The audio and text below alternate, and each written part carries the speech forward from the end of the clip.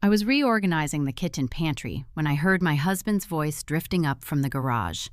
Low, conspiratorial, the kind of tone he only used when he thought I was asleep or occupied with something loud enough to cover the conversation.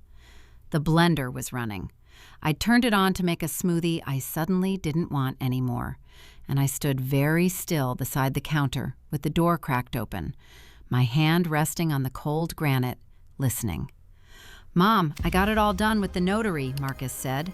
His voice was bright with a satisfaction I hadn't heard from him in months.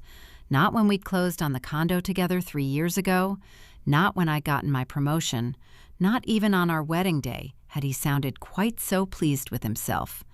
"The downtown condo is in your name now. Tomorrow we'll come with the sheriff and kick her out." The blender kept spinning, crushed ice rattling against plastic. My hand slid off the counter. I want you to understand what those words did to me before I tell you the rest. I want you to understand that the condo wasn't just property. It was the first thing I'd ever owned entirely on my own. It was the 2-bedroom unit on the 14th floor of the Caldwell building on Mercer Street that I'd bought at 29 with money I'd saved for 6 years while working double shifts as a pharmaceutical sales rep and eating instant noodles 3 nights a week so I could afford the down payment. It was the place where I'd refinished the floors myself on a rented sander, where I'd painted the kitchen walls a deep sage green because I finally could, where I'd stood on the balcony the morning after closing and cried from relief. It was mine, fully mine. And my husband, the man I'd been married to for 4 years, had just handed it to his mother, with a notary stamp and a smile in his voice, like he'd done something wonderful. My name is Clara Whitfield. I was 33 years old when my world collapsed into the space between a running blender and a closed garage door. And this is the story of how I rebuilt it from the rubble. Not by forgiving, not by forgetting, but by finally, completely understanding what kind of people I had been living with. Let me go back. Let me take you to the beginning, because the beginning matters. The small, soft details that I walked past 100 times without really seeing them matter enormously now. Marcus and I met at a conference in Chicago 5 years before all of this. He was handsome in a quiet, unthreatening way, brown eyes, an easy laugh, the kind of man who holds doors open and remembers your coffee order after the second date. He was a civil engineer for a mid-sized firm, stable and calm, which appealed to me enormously because I had spent most of my 20s in a state of productive but exhausting anxiety. I was always hustling, always calculating, always running the numbers in my head. Marcus made me feel like it was okay to stop running for a while, like I could breathe. His mother, Darlene, lived 40 minutes south of us in a suburb called Harwick.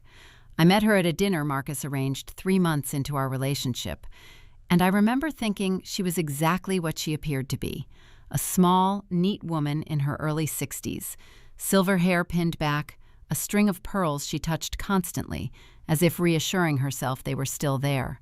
She was a retired school administrator. She spoke carefully. She complimented my blazer and asked about my job with what seemed like genuine interest. And when we left that night, Marcus squeezed my hand in the car and said, "She loves you. I can always tell." I believed him. I had no reason not to. The first few years were good, genuinely good. Not the kind of good you reconstruct in memory to make the fall feel more dramatic. We got married in a small ceremony in Vermont. We talked about children in the abstract, warm way of people who are happy but not quite ready. I kept the condo as a rental property after we moved into the house in Maplewood together, and it generated steady income that I used to build a separate investment account. Marcus knew about the condo. He knew it was mine, in my name alone, purchased before our marriage. He had never once indicated that this bothered him. Or so I thought. In hindsight, and hindsight is a cruel and clarifying light, I can trace the first hairline fractures back almost 2 years before the day everything broke open. They were so small I genuinely did not recognize them as warnings. Darlene started asking about the condo more frequently. At Sunday dinners, she would mention it in passing. "How are your tenants, Clara? Are they reliable? Downtown property is so valuable these days." She said it pleasantly, with that pearl-touching habit, and I would answer pleasantly, and we would move on to dessert. Then came the questions with a sharper edge. "Have you thought about what would happen to the condo if, God forbid, something happened to you? You should have your affairs in order, Clara. Estate planning is so important." I was 32 at the time. I smiled and said I had a will, and she nodded and touched her pearls. Around the same time, Marcus started working late more often. Not every night, not dramatically, but the cadence of our evenings shifted. He was tired when he came home, distracted during dinner, quick to retreat to his phone. I put it down to a difficult project at work. I put it down to a rough patch, the natural settling of a marriage past its honeymoon softness. I put it down to everything except what it actually was.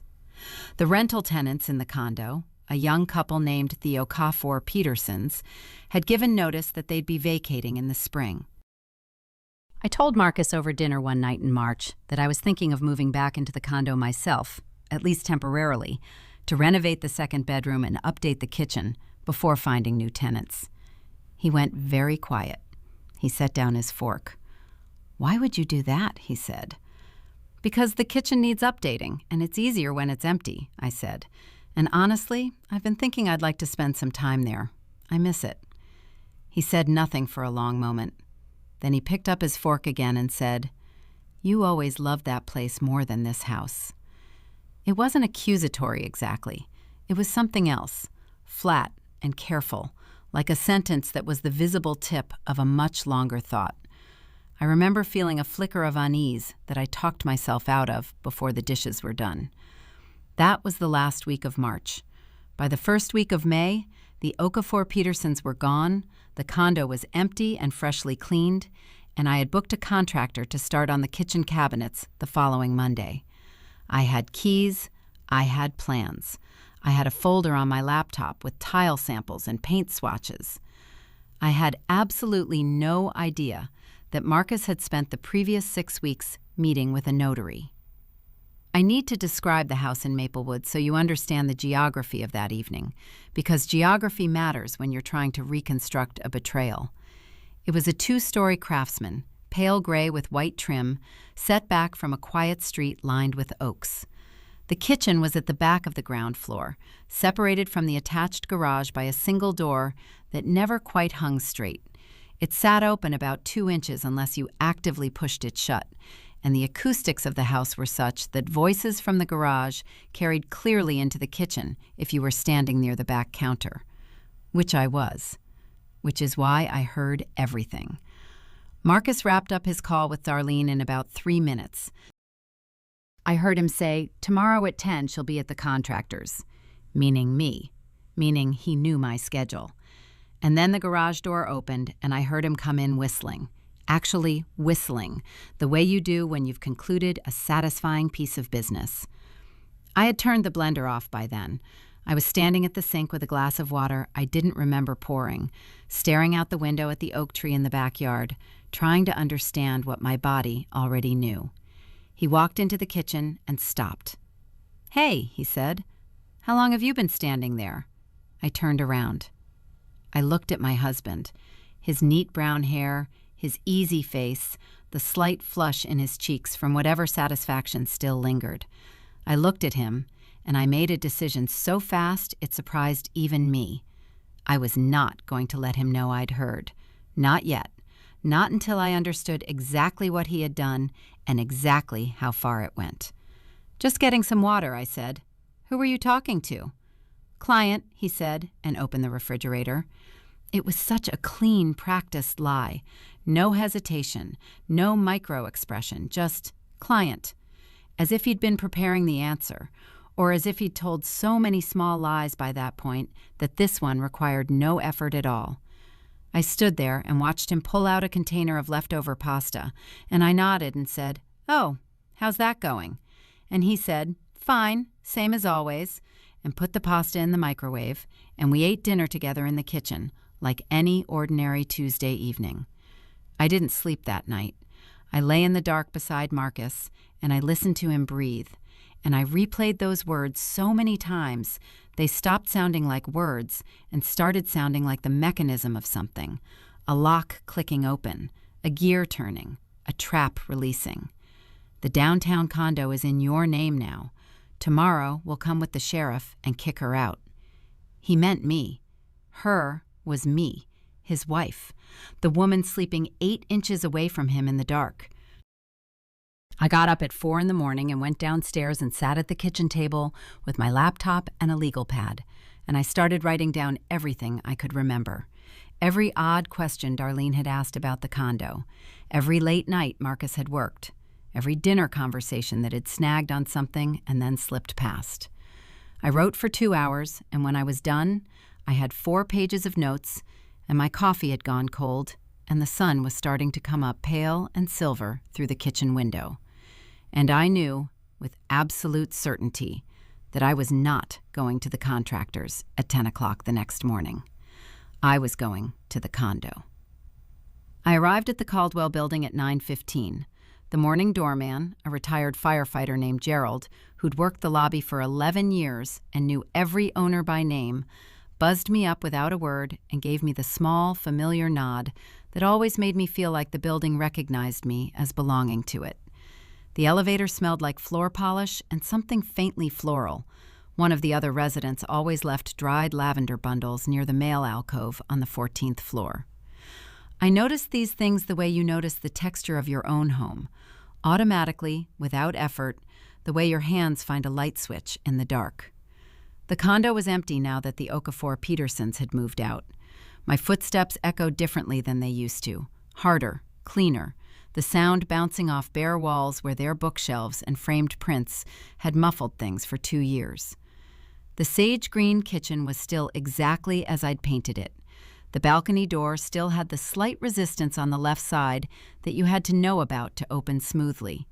The floors I'd refinished were still warm and golden in the morning light coming off Mercer Street. I stood in the middle of the living room and breathed. Then I opened my laptop on the kitchen counter and called my attorney. Her name was Patricia Holt. I'd used her for the original purchase of the condo and for the lease agreements with every tenant since. She was 51, methodical, and constitutionally incapable of alarm, which was exactly what I needed at 9:20 in the morning when I told her, as steadily as I could manage, what I had heard through the cracked garage door. There was a pause on her end. Not a long one. "Clara," she said, "I need you to be very precise. He used the word notary, and he said the property is in his mother's name now?" Those were his exact words. Another pause. I could hear her typing. "Okay, the first thing I want you to do is pull up your county property records online. Right now, while we're talking.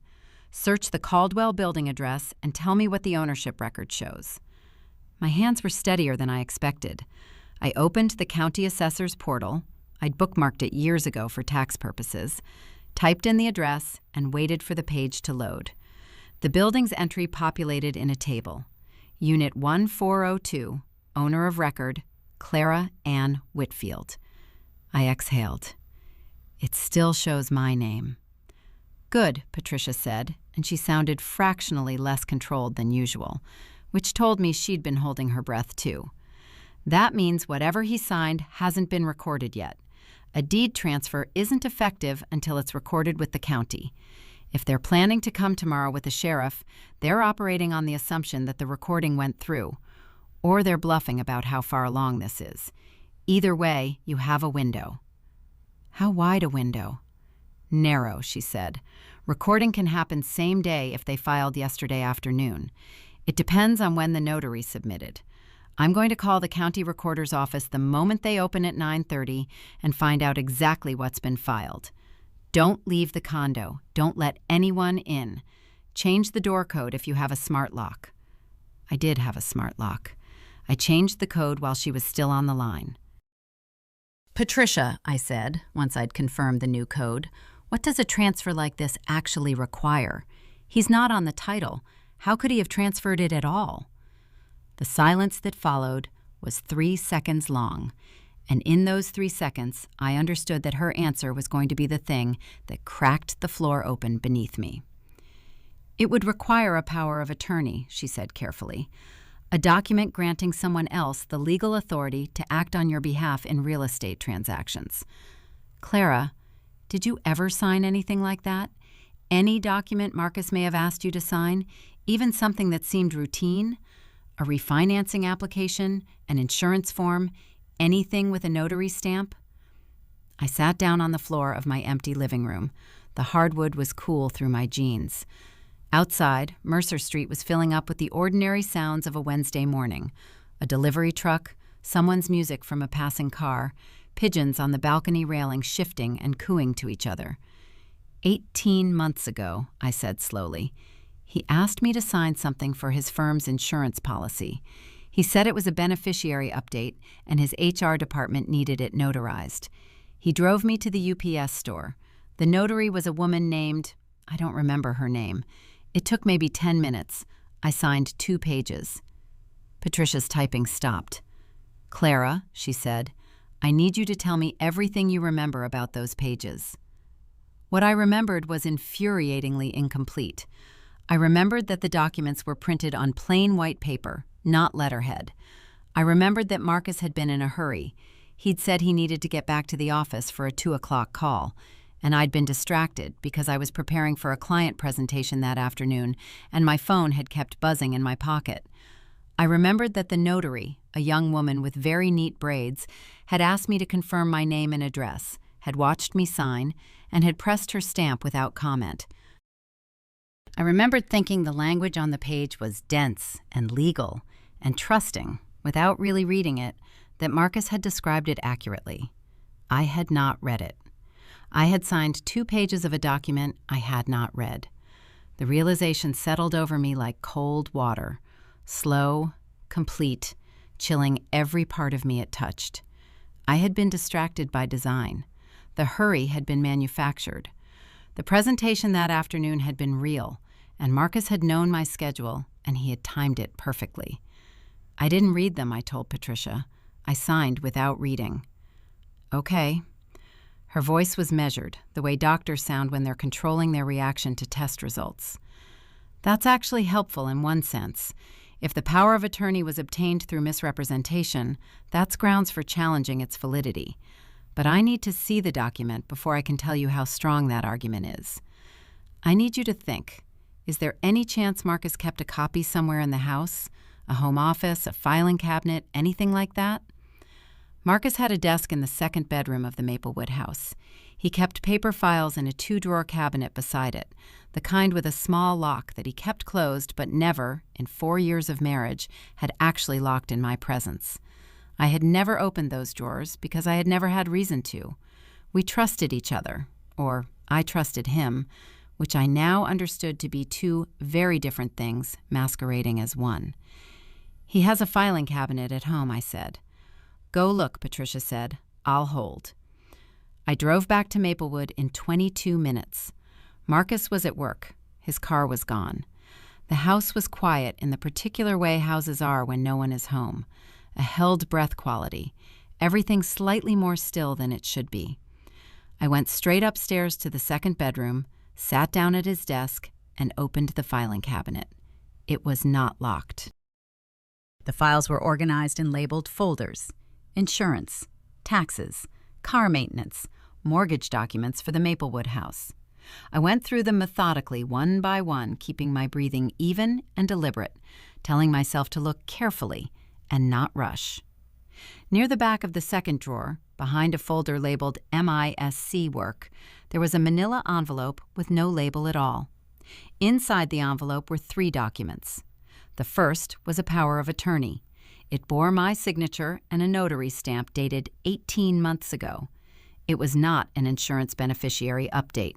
It was a broad, general, real estate power of attorney, granting Marcus Elliott Whitfield the authority to execute deeds, transfers, sales, and encumbrances on any real property in which Clara Ann Whitfield held an interest. It was written in language so deliberately dense and layered that a person reading quickly, distractedly under time pressure, could easily mistake the summary description for exactly what Marcus had told me it was. The second document was a warranty deed, transferring Unit 1402 of the Caldwell Building from Clara Ann Whitfield to Darlene Ruth Whitfield. It bore my forged, my stolen, signature and a notary stamp from 3 days ago. The third document was a handwritten note in Darlene's handwriting on her personal stationery, the cream-colored kind with her initials embossed at the top in navy blue. It read, "Marcus, confirm recording by end of week. Once it's in my name, I'll add you to the title and we can deal with the tenancy situation. She won't be able to do anything by then. Mom." I read that note 3 times. She won't be able to do anything by then. I took photographs of all 3 documents with my phone. Then I put everything back exactly as I'd found it, closed the filing cabinet, went back downstairs, sat on the bottom step, and called Patricia back. "I found them," I said, "all 3. She was quiet for exactly 4 seconds. Then she said, "Send me the photos, right now. And Clara, do not confront Marcus tonight. Do you understand me? Don't say a single word to him. Go home, cook dinner, act normal. Can you do that?" I looked at my hands. They had stopped shaking somewhere between the second bedroom and the bottom of the stairs. They were very still now, resting on my knees. And I noticed with a kind of distant curiosity that they didn't feel like my hands at all. They felt like tools. "Yes," I said, "I can do that." I cooked pasta that night. The same leftover container Marcus had microwaved the night before had been enough to give me the idea, so I made a full pot of penne with a tomato sauce from scratch, something I did on evenings when I needed to keep my hands occupied and my face neutral. Marcus came home at 6:30 and seemed pleasantly surprised by the effort. He set the table without being asked. He opened a bottle of wine. He asked about the contractor appointment, and I said it had gone fine. The kitchen cabinets were going to take about 3 weeks, and he nodded and said that sounded reasonable. We talked about a documentary we'd both been meaning to watch. He mentioned a colleague's retirement party at the end of the month. I asked whether he thought we should repaint the front door this summer, a conversation I'd been putting off for months, and he said he liked the idea, maybe a dark green. We talked about the color green. We talked about the retirement party. We talked about everything and nothing, and I sat across the table from the man who had stolen my property with a notary stamp, and I smiled at him and refilled his wine glass, and not once did he look at me like a person who had done anything wrong. That was the most frightening thing about the whole evening. Not the fear, not the anger. Those I'd been carrying since 4 that morning, and I knew how to carry them. What frightened me was how easy he was, how comfortable, how entirely untroubled by the weight of what he'd done. He laughed at something I said about the documentary. He rinsed his plate before putting it in the dishwasher. He kissed me on the cheek before heading upstairs. I stood at the kitchen sink and let the water run hot over my hands, and I thought, he has been practicing this face for a long time. Patricia called me at 8 the next morning with a voice that was professionally calm and personally furious. I could hear the distinction clearly, like 2 instruments playing different registers. "The deed was filed yesterday afternoon," she said. "It was received by the county recorder at 4:52 p.m., which is technically before close of business. It hasn't been processed yet. There's usually a 48-hour lag before it appears in the public record. We have a window, but it's closing. I've already drafted an emergency injunction to halt the recording pending a fraud investigation. I need you in my office at 10. "I'll be there at 9:45, I said. "One more thing." A pause. I ran Darlene Whitfield's name through some records last night, out of professional habit. "Clara, this isn't the first time she's done something like this." The kitchen went very quiet around me. "What do you mean?" Her first husband, Marcus's father, Robert Whitfield, died 11 years ago. The estate went through probate, and there was a challenge filed by Robert's sister, a woman named Janet Briggs. The challenge alleged that Darlene had obtained a power of attorney from Robert during a period when he was on heavy medication following a cardiac procedure, and had used it to transfer several assets out of the marital estate before his death. The challenge was eventually withdrawn. Janet ran out of money for the legal fight. But the court records are public. This is a pattern, Clara. She knows exactly what she's doing. I sat down at the kitchen table. Outside, the oak tree in the backyard was beginning to bud, tiny green points of new leaves against the gray morning sky. I stared at it for a long moment. She taught him, I said. That's my read, Patricia said quietly. Yes. Patricia's office was on the 7th floor of a glass building on Hargrove Street, 12 minutes from our house in Maplewood. I'd been there 3 times before, once for the condo purchase, twice for tenant lease reviews, and each time it had felt like a routine errand, the kind of appointment you schedule between a dentist visit and a grocery run. That morning, it felt like walking into a war room. She met me at the door herself, which she had never done before. Her assistant, a quiet young man named Theo, brought coffee without being asked and then disappeared. Patricia set 3 printed documents on the conference table and sat down across from me and looked at me the way people look at you when they're deciding how much of the truth you can handle. All of it, I said before she could calibrate. Don't soften anything. She nodded once, as if she appreciated being spared the preamble. The power of attorney Marcus had gotten me to sign 18 months ago was, she explained, technically valid on its face. My signature was genuine. The notary stamp was genuine. The document had been properly executed under state law. The fraud was not in the execution. It was in the procurement. Marcus had obtained my signature through deliberate misrepresentation, describing a general real estate power of attorney as an insurance beneficiary form. That was fraud in the inducement, a recognized legal doctrine that could render the document voidable. Not automatically void, voidable, meaning a court had to agree to set it aside. The distinction mattered enormously. How strong is the case? I asked. Stronger than average because of the pattern, Patricia said. Darlene's history with Robert's estate gives us context. A judge will see this isn't an isolated mistake, but a methodology. And the note you photographed is significant. She won't be able to do anything by then is not the language of someone who believes they're acting with your informed consent. That note establishes intent. Can we stop the recording today? The injunction request is already filed. I have a hearing at 2 this afternoon, emergency basis, given the timeline. The judge I drew is Marjorie Callahan. She is not, Patricia said, with a precision that suggested she had appeared before Judge Callahan many times, someone who tolerates property fraud. If she grants the injunction, the recording is frozen pending investigation. If she doesn't, we move to the next tool, which is a lease pendens, a notice of pending litigation that attaches to the property and makes it effectively untransferable or unmortgageable until the case resolves.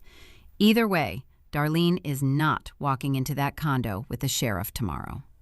I let that land. I felt something shift in my chest, not relief exactly, more like the first degree of pressure releasing from something that had been compressed since 4 o'clock the previous morning. What do I need to do? I said. For now, nothing visible. Go about your day. Do not confront Marcus or Darlene.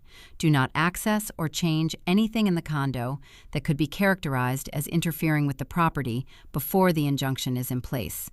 Tonight, if you can do it without arousing suspicion, I want you to make copies of every financial document you have access to in that house. Tax returns, bank statements, investment accounts. Don't take originals, just photograph everything. Why the financial documents? Patricia folded her hands on the table. Because the power of attorney was broad. It covered any real property in which you hold an interest. The condo was the most valuable target, but I want to make sure it was the only one. Do you have any other property? Any accounts that have real estate-linked assets? I thought about it carefully. Just the investment account I built from the condo rental income. It's in my name only. It's not real estate. It's a brokerage account. Check the statements tonight anyway, she said. And Clara, one more thing. She paused, her hands still folded, her expression shifting into something I could only describe as reluctantly careful. Marcus is going to realize today that the recording hasn't gone through. When he and Darlene show up at the condo tomorrow and find the injunction in place, there will be a confrontation. You need to decide before that happens whether you want to be there for it. I looked at her. I want to be there for it. She held my gaze for a moment. I thought you might, she said. I left Patricia's office at 11 and sat in my car in the parking garage for 10 minutes before I could make myself drive. Not from fear. I want to be clear about that, because fear was not what was immobilizing me. It was something more like grief, the specific kind that arrives when you're forced to acknowledge that a thing you loved was never what you thought it was. I was grieving my marriage, not the legal structure of it, not the house in Maplewood, not the shared checking account or the joint tax returns.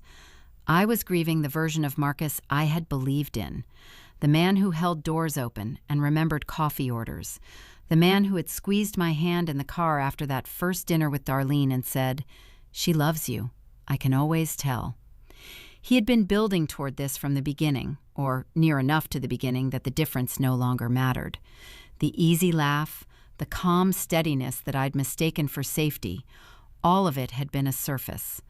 Underneath was someone who could sit across a dinner table from his wife, pour her wine, kiss her cheek, and go to sleep peacefully, while a deed to her property sat in a filing cabinet upstairs waiting to be recorded.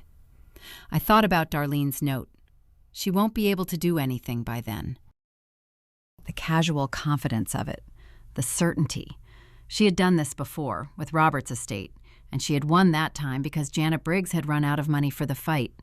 She expected to win again for the same reason, because she expected me to be caught off guard, overwhelmed, too hurt and too destabilized to organize a defense before the recording went through. She had built her entire plan around a 24-hour advantage. What she didn't know, what neither of them knew, was that I had heard Marcus's phone call before he was ready to be heard. I started the car and drove. That afternoon I went to see my father. His name was David Marsh, and he lived in a neat brick colonial 20 minutes north of Maplewood, in the house where I'd grown up. He was 64, recently retired from 30 years as a commercial litigator, and he was the person I trusted most in the world after Patricia, with whom he had actually gone to law school and remained friends for 30 years. When I called him from the car and said I needed to come over, he said simply, "Come now, I'll make coffee." He was waiting on the porch when I pulled into the driveway. He looked at my face and said nothing, just held the door open, and I walked into the kitchen that smelled of coffee and the cedarwood oil he used on the cabinets every spring. And I sat at the table where I'd done homework for 12 years, and I told him everything. He listened without interrupting, which was one of his great skills, the patience of someone who had spent 3 decades in courtrooms, understanding that the full story, told without interference, was always more useful than the edited version. When I finished, he was quiet for a moment, his hands wrapped around his coffee mug, looking at the table. "Patricia has the injunction hearing at 2, he said. "Yes. She'll get it. Callahan is meticulous about property fraud." He looked up at me. "The note is the key, Clara. That note is them convicting themselves in their own handwriting." "I know." "Marcus is going to panic when the injunction lands," he said. "People who build schemes like this are confident precisely because they expect to be finished before anyone knows to fight back. The moment the timeline breaks down, they make mistakes. He'll call you, he'll try to explain, he'll try to get ahead of it somehow." He paused. "When he does, don't argue with him. Don't reassure him. Don't give him anything he can use to recalibrate. Just listen." "And Darlene?" My father was quiet for a moment longer than usual. He set down his coffee mug with a careful, deliberate placement, as if he was choosing his words by the same principle. "Darlene," he said, "is going to be much harder to rattle than Marcus. She's done this before, and she knows how the pressure works.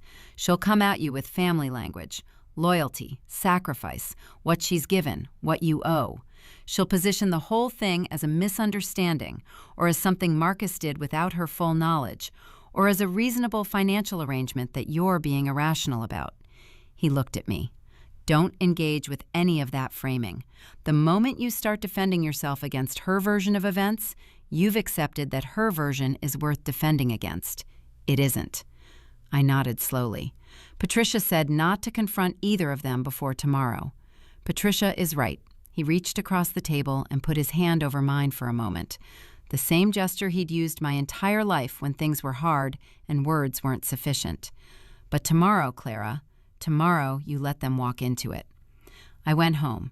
I cooked dinner again, simpler this time, soup from a carton, bread from the freezer, the kind of dinner that said tired without saying anything else. Marcus came home at his usual time. He was slightly less easy than the night before, a small tightness around his eyes, a way of checking his phone twice during dinner that he tried to do casually and didn't quite manage. I noticed both things and said nothing. After dinner, while Marcus watched television in the living room, I went to his desk in the second bedroom on the pretense of returning a stapler I'd borrowed weeks ago and forgotten to bring back. I photographed every document in the filing cabinet: tax returns for the past 4 years, bank statements from his personal account, an account I hadn't known he had, separate from our joint account, holding just over $40,000 accumulated over what appeared to be 3 years of regular deposits. Investment statements. And at the back of the second drawer, where I'd found the manila envelope the day before, nothing. The envelope was gone. He'd moved it.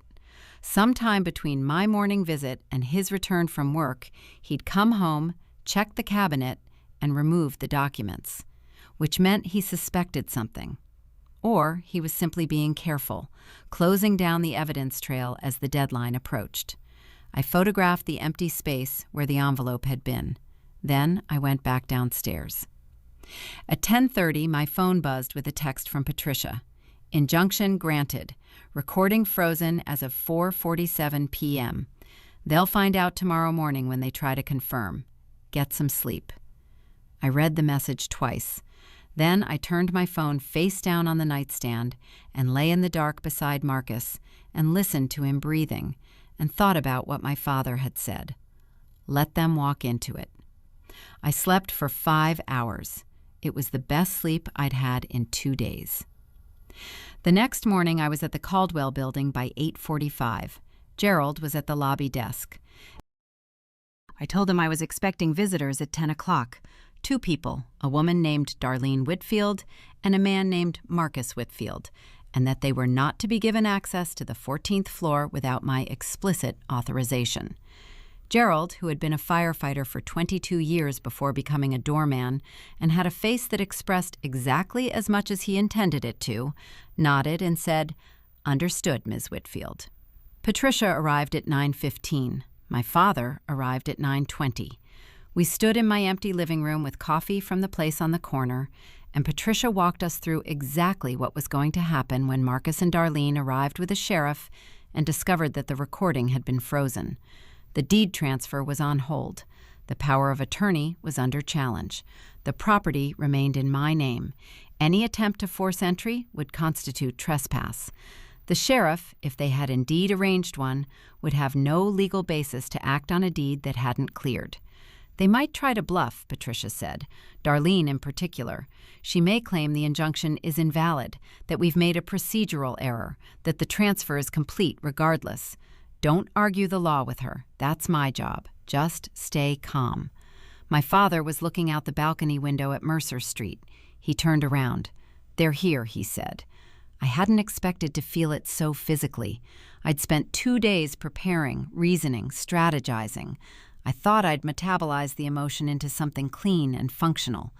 But when I heard the elevator open in the hallway and heard Darlene's voice, crisp, instructional, the tone of someone managing a logistics problem, my body responded with a cold, full-body flood that had nothing to do with fear and everything to do with rage. The controlled kind, the kind that doesn't shake hands or raise a voice, the kind that simply waits. The knock on the door was brisk, 3 sharp raps. I opened it myself. Darlene stood in the hallway in a camel-colored coat, her silver hair pinned precisely, her pearls at her throat. She was holding a leather folder. Beside her was Marcus. And beside Marcus, looking profoundly uncomfortable in a county sheriff's deputy uniform, was a young man who appeared to be approximately 24 years old and who was already reading something on his phone with the expression of a person who has just realized he's been given incorrect information. Behind Darlene, one step back, was a woman I didn't recognize. Late 40s, business suit, a briefcase. A real estate attorney, I guessed. And the guess was confirmed when Patricia stepped forward from behind me, and the two women made eye contact with the mutual, measuring recognition of opposing counsel. Marcus looked at me. His face did something complicated. Surprise and guilt and a flash of something I might once have called love, though I no longer trusted my ability to read his expressions accurately. His eyes moved to my father, then to Patricia, then back to me. He went pale, not gradually, all at once, like a light switching off behind his skin. Darlene had not yet registered the full picture. She was still in forward motion, still operating on the timeline she'd constructed, the one where she arrived with a deed and a deputy, and I was either absent or caught so off guard that the momentum would carry everything through before I could respond. She opened her leather folder and began to speak. "Clara, I think we should handle this like adults. The recording was frozen yesterday at 4:47 p.m., Patricia said. Her voice was not loud. It didn't need to be.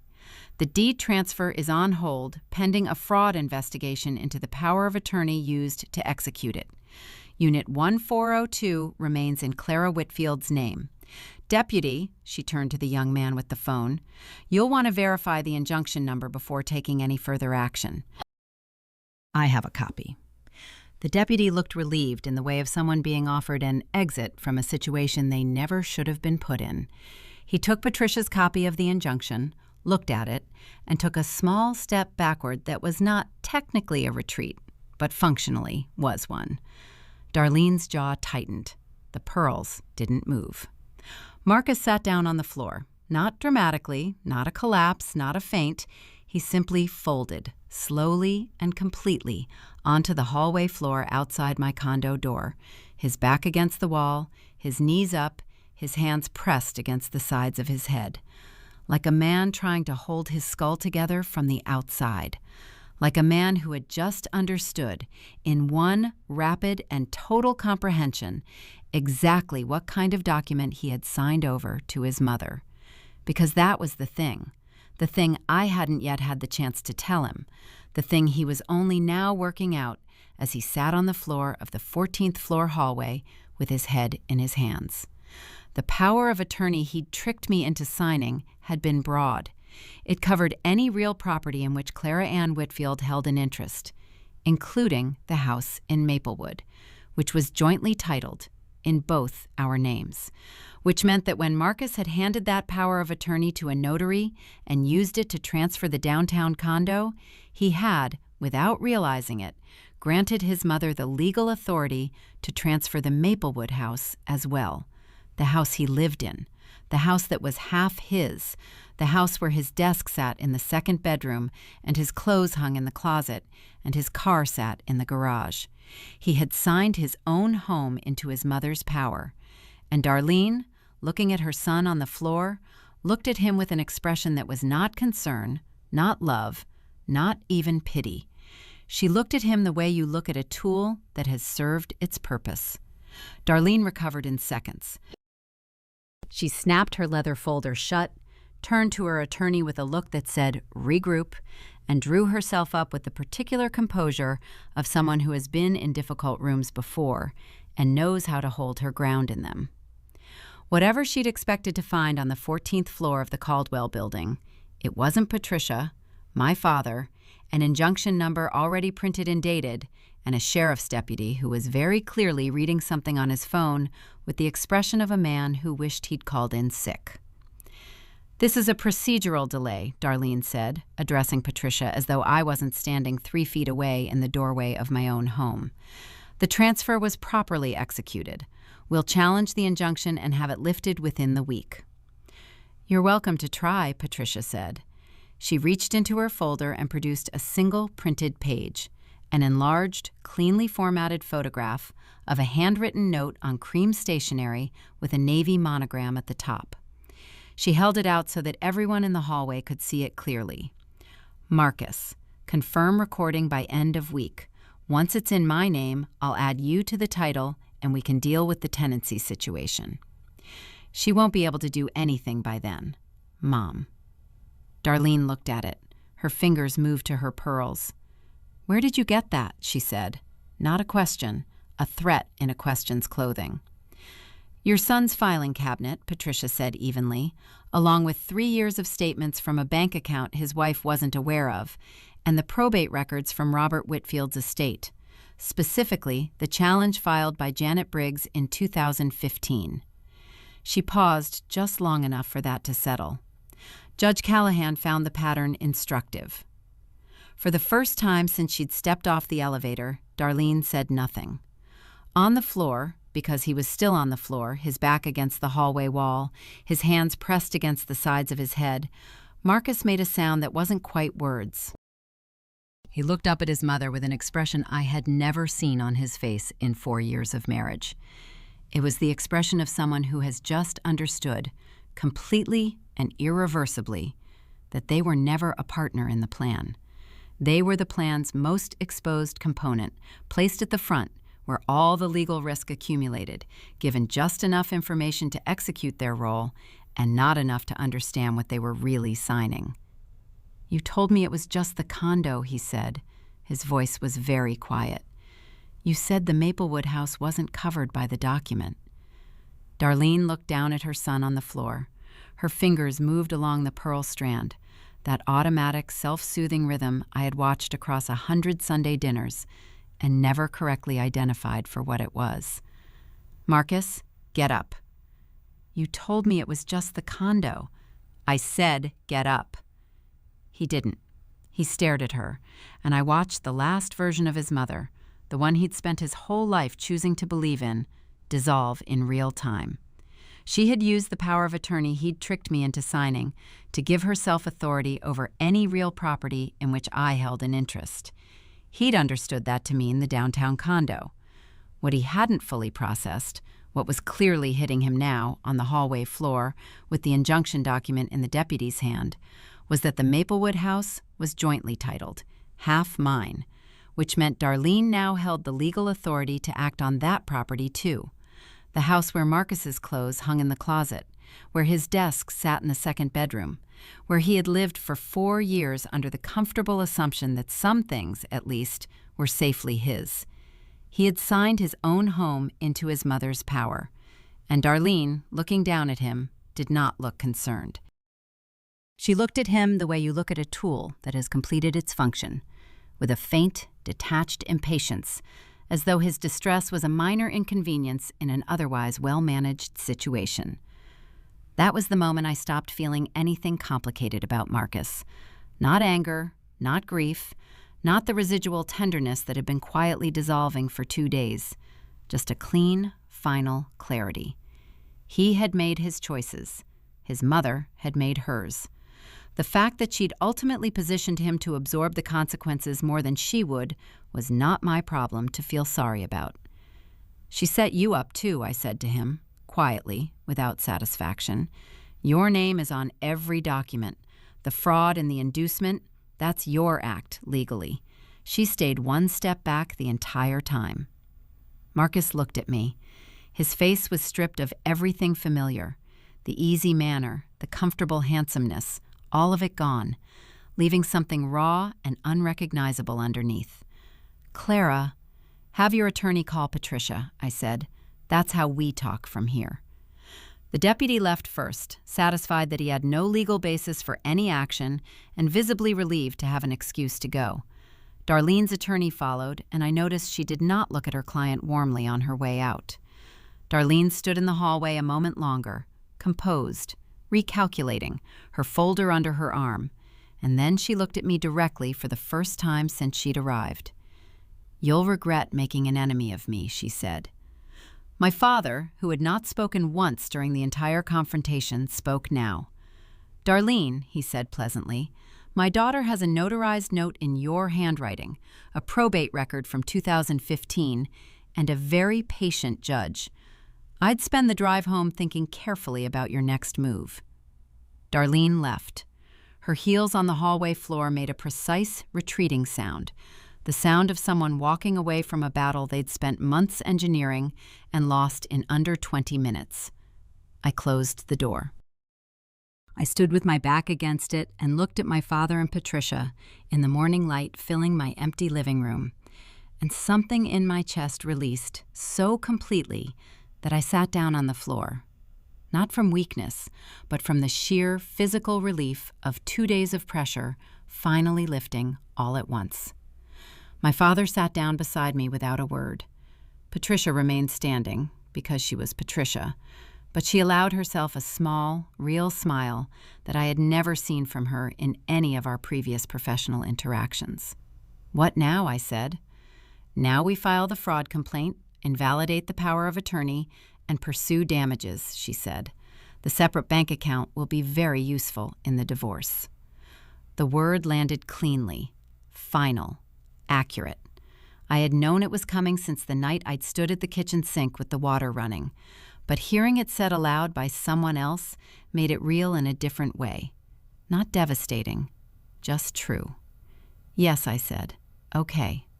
My father stood and offered me his hand. I took it, and he pulled me to my feet. "Come on," he said. "Breakfast." 8 months later, I was standing on the balcony of Unit 1402 with a cup of coffee and the particular quiet of a Saturday morning when the city hasn't fully decided to wake up yet. The sky over Mercer Street was pale silver, shading into blue, and the pigeons on the railing were doing what pigeons always do, shifting, cooing, entirely unbothered by anything. The power of attorney was invalidated in July, fraud in the inducement, exactly as Patricia had argued, supported by Darlene's handwritten note and the 2015 probate records that showed this wasn't a mistake or a misunderstanding. It was a method. The deed transfer was unwound. The civil judgment included legal fees and damages that would follow Darlene for years. The camel coat and the pearl necklace and the cream stationery had always been the costume of a woman with more composure than capital. The condo had been the retirement plan. Without it, there was no plan. The DA declined criminal charges. The threshold for criminal prosecution in a civil property dispute was high, and Patricia had warned me not to expect it.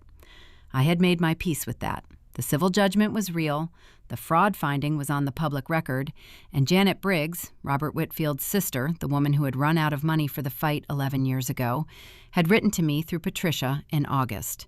She was 71 now, living quietly in another city, and her message was 4 sentences long. "I'm glad someone finished it. I'm sorry it cost you what it did.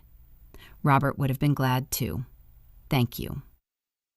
I had written back a longer letter than I planned, and we had exchanged several since. Marcus and I were divorced in September. He had cooperated. His attorney had made clear that the separate bank account, the forged deed, and his documented role in procuring the power of attorney left him with no useful leverage. He kept his car, his retirement fund, and the contents of the second bedroom. We sold the Maplewood house and split the proceeds, and that was the end of it. He called once, left a voicemail, careful, qualified, the apology of a man who has been advised to limit his admissions. He'd convinced himself it would work out. His mother had assured him I'd understand eventually. He'd never meant for it to go this far. I listened to it twice and deleted it, not from anger, but from the simple recognition that there was nothing in those words that required a response. He had made his choices over months, methodically, and the fact that they'd eventually become uncomfortable didn't change what they were. I thought about my father's phrase sometimes. She taught him. Probably true. But Marcus had been a willing student, and at some point, the teacher's fault and the student's fault become 2 separate things, and collapsing them together is just another way of letting yourself be deceived twice. The kitchen renovation finished in August. New cabinets, the sage green walls repainted 1 shade deeper because the contractor had scuffed them, and I'd decided to take the opportunity. New hardware in brushed brass that caught the morning light in a way that still made me quietly happy when I noticed it. The second bedroom became an office with a reading chair I'd reupholstered myself over 3 Sunday afternoons.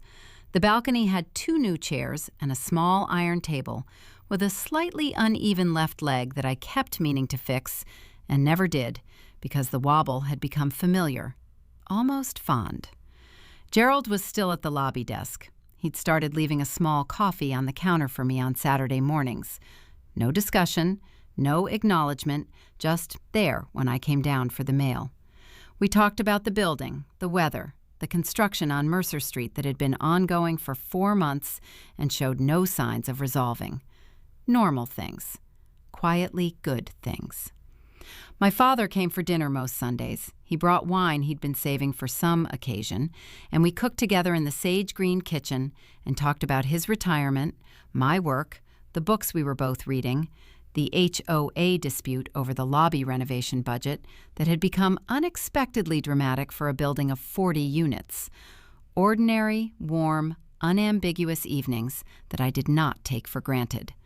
Some nights, washing up after dinner with the window open and the city sounds drifting in from Mercer Street, I thought about the woman who had stood at a UPS store counter 18 months ago and signed 2 pages without reading them because she was distracted and in a hurry and trusted the person beside her. I thought about her without contempt.